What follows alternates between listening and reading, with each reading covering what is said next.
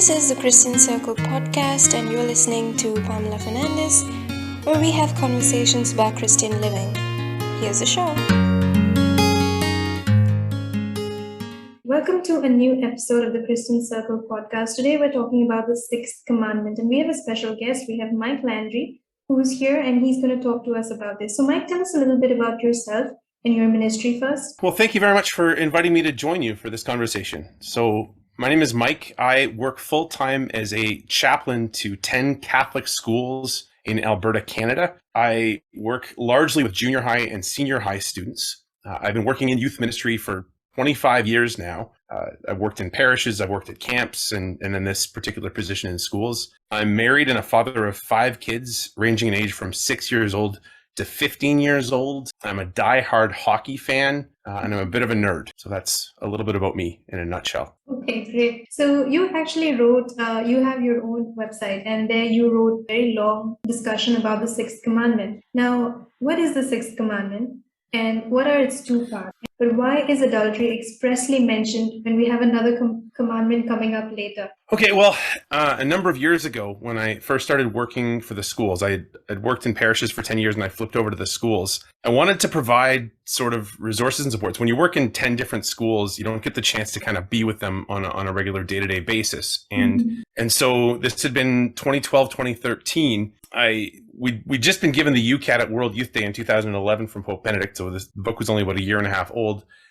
And so I made a decision to make part of my first year working in the schools to do a series going through the entire UCAT, the entire Youth Catechism, taking all the major headings. So when we got to the commandments, I did essentially an article on every one of the 10 commandments. So we got to the 6th commandment, you shall not commit adultery. And so my article in a lot of ways is a reflection on some of the major points that are made in the UCAT. So what is the church trying to say to young people about adultery, and how are we trying to explain that particular part to them? Now, what's going to come later on when you get to the later commandments, we're going to talk about not coveting your neighbor's wife. So how lust and adultery are kind of both these temptations that we deal with and have dealt with, not just in the 21st century, but going back thousands of years to pretty well from the beginning on. So after the fall, of course. Okay. So they usually say that there are 2 parts to this commandment, right? So what are these 2 parts? And they always say that it's about not just yourself, but the other person as well. The 2 parts about the commandment, that's not something I'd say I'm totally familiar with, per se. But if I'm understanding what you're asking, it's the idea it's not just you not do this, but it's also the idea of not using another person. Is that what you're getting at? Yeah. Well, I think it's the idea of not committing adultery. When I think about it in the context of the young people that I serve, they understand the fact that cheating is bad. Cheating in a relationship is bad. There's a lot of gray areas when you talk to young people about morality, but they frown a lot on cheating in any kind of a relationship. And so when they hear this commandment, it makes sense to them. What I think they struggle with is exactly what we mean by this, because to them, it would be cheating on a girlfriend or cheating on a spouse. And when the church looks at this, when the church looks at what God gave to Moses in this commandment, or even what Jesus says when Jesus kind of levels this up, is adultery on its simplest level is not having sexual intercourse with anybody who's not your spouse. But Jesus levels this up and says, when you look at a woman with lust in your eyes, you've already committed adultery with her. So the idea that we're being called to see our sexuality, to see the gift of self, to see the gift of love as a gift that we give to one another and that we use it in its proper context. That's the starting point that you look at this commandment.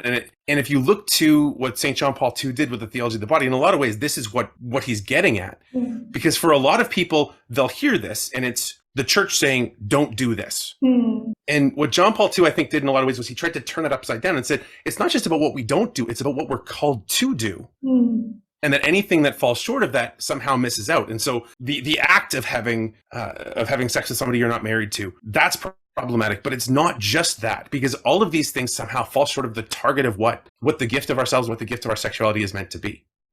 So what are the other sins against chastity? Because when we are preparing for a confession, or when we're making our examination at the end of the day and night, what else do we add that are sins against chastity and they are forbidden? Well, I mean, obviously, the line my students will often ask, or when you have a youth group who maybe are a little bit more dedicated to trying to live out the commands or trying to live out the call to faith, the question that often gets asked is, how far is too far? And we obviously talk about kind of what's the black and white line. Well, sexual intercourse, boom, that's committing adultery. But when you start looking into the different things that fit under that category, you start talking about the custody of the eyes. Somebody beautiful walks by you and you take that lingering glance. What happens in your imagination when this kind of starts to become lust? Again, what Jesus talks about literally when you look at a woman with lust in your heart. And it's not the fact that you see a beautiful or an attractive person. It's the what we would say would be consenting to that thought or hanging on to that thought. Because the fact is, somebody's going to walk by you in our culture. I mean, it's July as we're recording this. It's hot days. Yeah. It's one of the hottest days of the summer up here in Alberta right now. People are walking by you all the time, dressed in all sorts of ways. Yeah. And it's what you do next with that becomes that sin of lust. The look, the glance, the dwelling on the thought, the following them past you with your eyes. This is one of the things I often consider a lot when I go out to dinner with my kids. Is the server at a restaurant isn't necessarily dressed modestly, depending on where you happen to be. And what example do they see when people kind of take that, they follow the server as they walk away? So that would be one. We would talk about things like pornography and prostitution as sins against chastity, because you're commercializing this whole sense of the gift of self and turning it into a product to use. There's a lot of other things I love. I think it's Jason Everett who talks about the fact that it's not a question of black and white. Here's all the things you can do if you're in a relationship with somebody, and then here's all the things that you can't do. Because when you talk about what sins come up against chastity, it's not just the actions you do, it's also what's in your heart. And so you'll read sometimes where we'll talk about the fact that in some cases, if you're not in a place, if you're not in that covenanted married relationship, there are days where kissing is okay, and there may be days where you need to take a break because it's arousing something in you. It's turning affection into passion, which can lead us, again, down, maybe not necessarily all the way to ending up in bed with somebody, but to crossing that line into something else. And so all of these things, the issue with them is not that they're bad. And I think that's one of the fundamental things, again, that John Paul II talks about, is that it's not that we want people to think that the body is bad, or that the church thinks that the body or sex or intimacy is bad. But in fact, it's the opposite, that there's something that is so tremendously good that you want to use it in its proper area, in its proper sphere, in its proper place. We have, I have one suit. I work in youth ministry, so I own one suit that comes out for graduations and weddings and funerals. And I wouldn't put that on to go and mow my lawn or to wash my car, because it's something that I recognize has a greater value or has a greater place in something else. And maybe that's too basic of an image, but it's the same sort of thing. I have certain things that are with me all the time. I have my watch. I have a cross that I wear around my neck. I have my wedding ring. Well, my wedding ring is something that is sacred. It doesn't come off, and if it does, it's in a very, very safe place. When I used to play hockey, one of my friends' wives would come to watch all of the games. And so because you weren't allowed to playing hockey with a wedding ring on, I didn't want to leave it in the dressing room where it could go missing. So she generally hung on to it for me. I'd give it to her as I went onto the ice. When I came back off the ice, she'd give it right back to me, because it's something that's precious. You don't just leave it lying around. You don't treat it flippantly. And what's happened in our culture is, and it's nothing new. It's not, to the 21st century. This is something you saw in the 20th century, something you've seen all throughout history, is that we've essentially almost enthroned erotic love as the be all and end all, as the end goal of life. And so what it sounds like is you have this church that is this great killjoy, or this God who is this cosmic killjoy, saying, hey, I made you this great thing, but don't touch it. It's like putting a plate of cookies in front of my 6-year-old daughter and saying, just sit there for a little bit, don't eat any of them. And that's what it seems like to a lot of people. But what's really going on here is that the church is calling us to a deeper love, to a truer love, to a more beautiful love. And what often happens is our culture has essentially been seduced by something that's second rate. And it's something that's good. That's why we want to do it. But when we do it in the context of God's plan for our sexuality, it's even better. So how does someone actually obey the 6th commandment? What are some ways or some means of practicing purity? Well, I think first and foremost, I think you want to try and get a sense of the mind of the church. What is the mind of the church for our bodies, for our sexuality? What is God's plan for marriage? And I think you can look to things like the theology of the body. And if the writings of John Paul II are too dense, there are a lot of summaries of this. Jason Everett has one. Leah Perot has one called The Theology of the Body for Everybody. But when you take on those ones that kind of explain it, they paint this picture of what is our sexuality for. When you dive into the Catechism of the UCAT, they talk about the unitive and the procreative aspects of it, and that we're not supposed to get rid of either one of those things, that our sexuality is designed to unite us to another person, but to do so in a way that is permanent. And the science that goes along with it, with the hormones that are released when we're intimate with somebody, kind of backs that vision up. So I think you spend some time studying that, because that's part of how, in your own mind and in your own heart, you start to turn the perceived no from the church into no, we're trying to get you to say yes to something even greater. So I think that's the first thing. You want to get a sense of what is the vision, what is the purpose of our marriage and our sexuality. Because if you know that there's something that's that good to aim for, you're less likely to settle for something secondary. I think the second thing is, when you're in a relationship, I think it's very important to have very clear and open communication and very clear and open boundaries with one another about what your own experiences have been, about what some of your temptations have been. And obviously you don't go out on the first date and unload, but as you get closer to one another, to be able to share, what I've really struggled with, with this, I went too far with a past relationship, or I have an issue with pornography, or, whatever it might be. And to be willing to be that open and that honest, and then to set boundaries accordingly. When I was engaged to my wife, we maintained boundaries. We had a curfew. We were 24 and 25 years old. And, on a work night, I went home at 10 o'clock. Because what is so clear, and I see this in a lot of my young people, is that the later it gets, the less clear your mind is, the more tired you are, and the more willing you will be to compromise certain things that you consider to be important. So having things like that, we had a rule about, if we were at either person's house, we both had roommates. We were never in a bedroom with a closed door. And in fact, we tried to stay in more in the living rooms. If we need to have some time and there were other people around, we might go and sit in there. But to be very clear and very conscious about that. I think I have friends who, based on their own particular pasts, one of their boundaries was they didn't kiss at all while they were dating, or while they were engaged. Their very first kiss was on their wedding day. That's not for everybody, but that was a very deliberate decision to try and make sure that they would maintain that level of purity.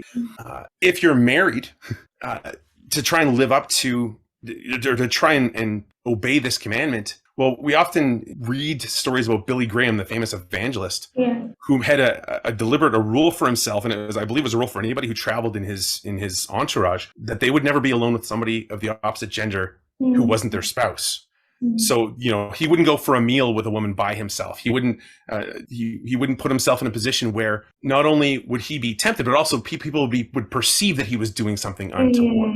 And so if you're married, I mean, maybe that's not possible, but where things tend to go wrong, people don't end up, if you have a value where you want to live to this commandment, where you want to, as a young person, save sex for marriage, or you as a married person want to stay faithful to your spouse, it's not one decision that leads you to adultery, usually leads you to premarital sex.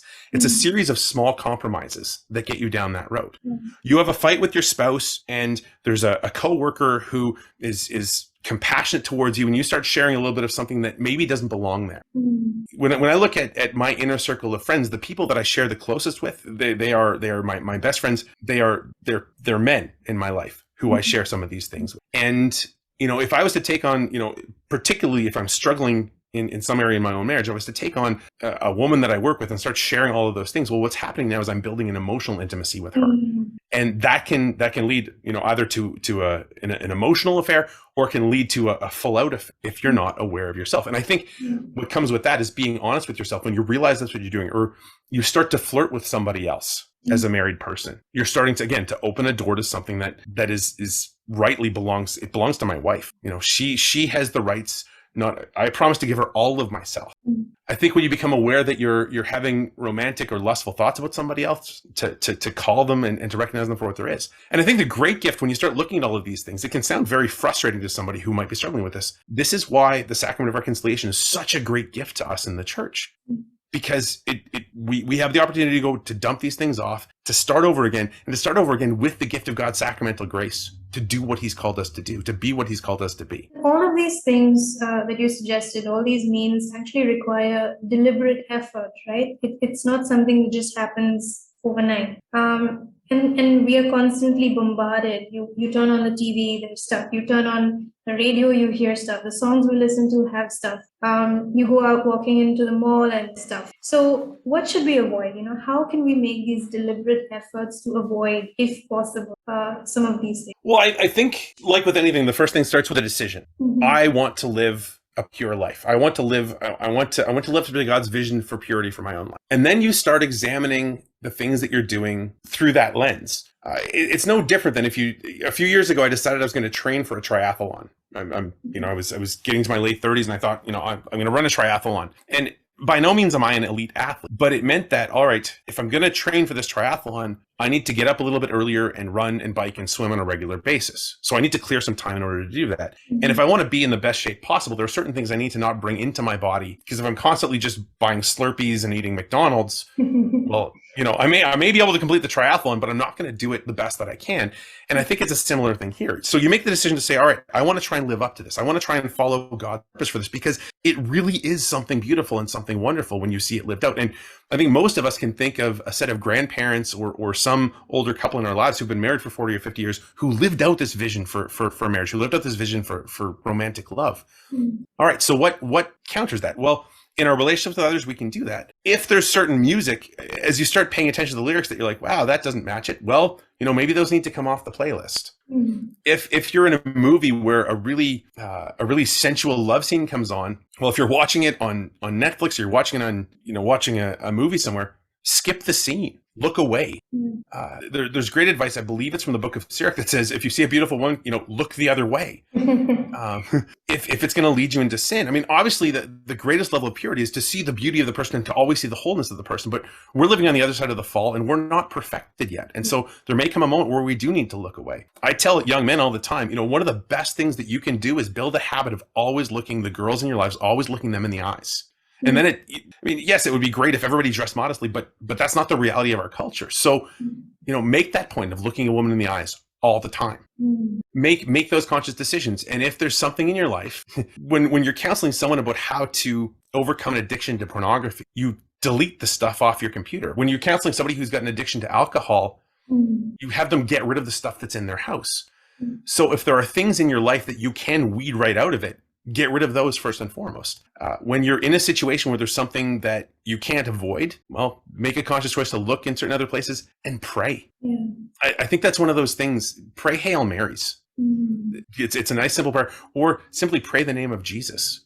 Because the moment you bring Jesus or Mary into the conversation, well, I think for most of us, it's kind of a sobering moment where you're like, wait a second.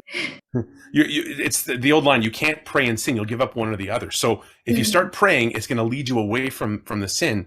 If you start praying and decide you want to stay in the sin, well, you're going to choose to reject the prayer. But I think that can be an extremely helpful thing when you get into those moments. And having a confessor in your life where you share these things and you share these struggles, often they'll advise you, because they'll start to see the pattern, particularly if you go to the same priest over and over for confession. They'll start to see the pattern and they may give you some good solid advice on what's best for you specifically as well.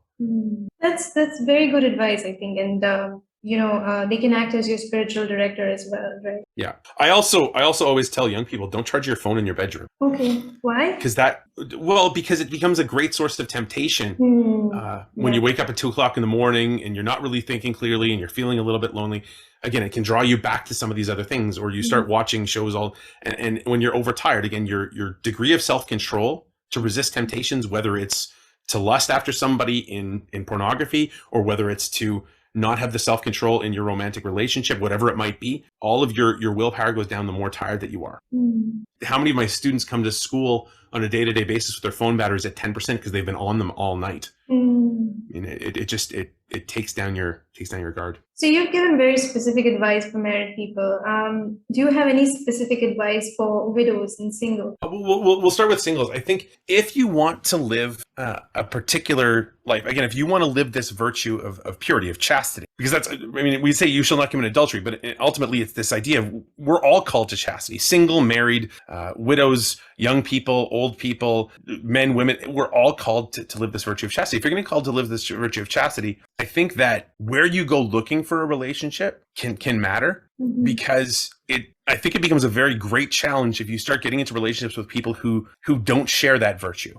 Mm. Now, that's not to say that we can only marry people who are exactly the same place in faith as we are. I mean, that's not necessarily realistic. But if you're going out trying to find a significant other at a bar on a Friday night, you're going to find somebody who is interested in you, but may not be interested in the entirety of who you are. Mm. So where are you looking for these things? Mm. I think that having healthy friendships with all sorts of different people is tremendously important. Mm. I think that having people around you whom you trust implicitly to call you out on certain things, I think that is tremendously important. I think being aware that as you get emotionally closer to somebody, you're going to feel drawn to become physically closer to them as well. Being aware of that.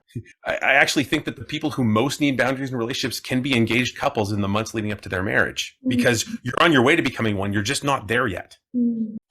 And so having people to call you out, having people to check in on you can be hugely important. We talk a lot about accountability partners in lots of different areas of our lives. Well, having an accountability couple or having a sponsor couple as you go through a marriage preparation course, that can make a difference. But even as you're dating, if you're in a serious relationship, I think the other piece of advice I give to people who are single or people who are in relationships, they're not married at this point, is when you realize you're with somebody that you don't think you can marry, end the relationship. Because all that you're doing is you drag on a relationship that is for lack of a better term, a dead end relationship, that you see that this relationship has no possibility of becoming a marriage, is you're basically putting yourself in a position of temptation.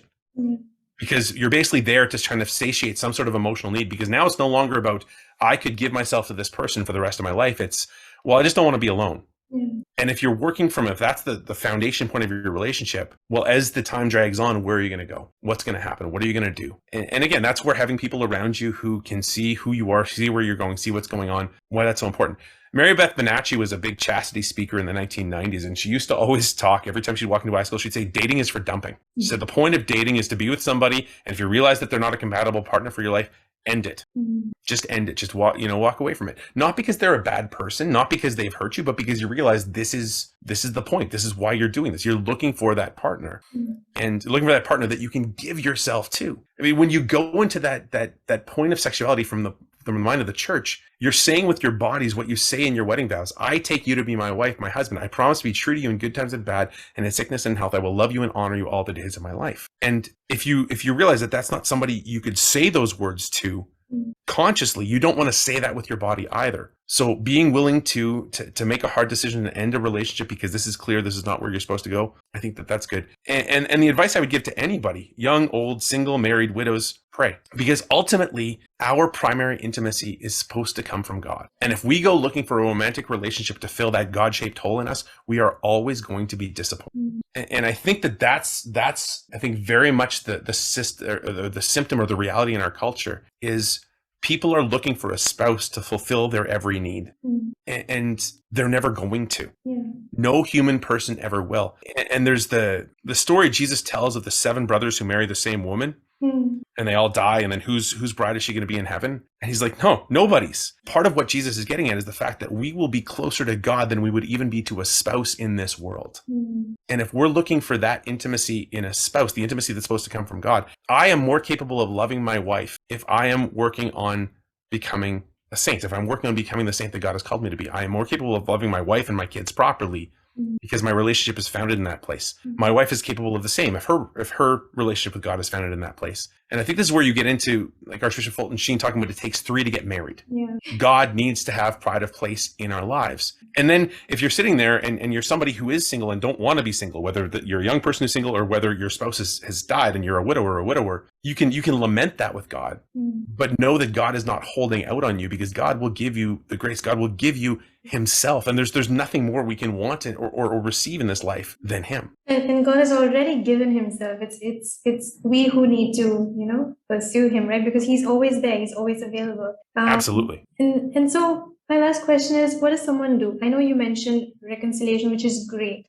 So if someone has fallen short of this commandment, what do they do? Well, I can't overstate the importance of confession and the gift of confession. I think that most of us feel the most shame about sexual sins. And it's interesting when you start going into some of the different writings of the saints, lust is not the deadliest sin.